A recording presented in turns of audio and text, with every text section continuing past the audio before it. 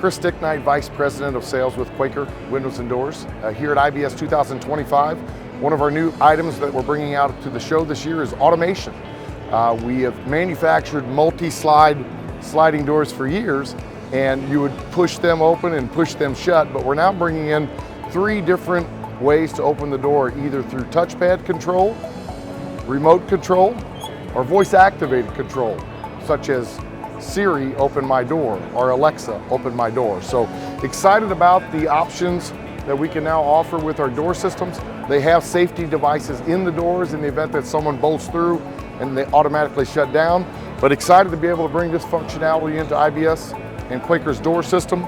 An example of the touchpad control, open, close. So inquire about automation and touchpad, remote control, and voice-activated options to operate your sliding doors for Quaker's products in 2025.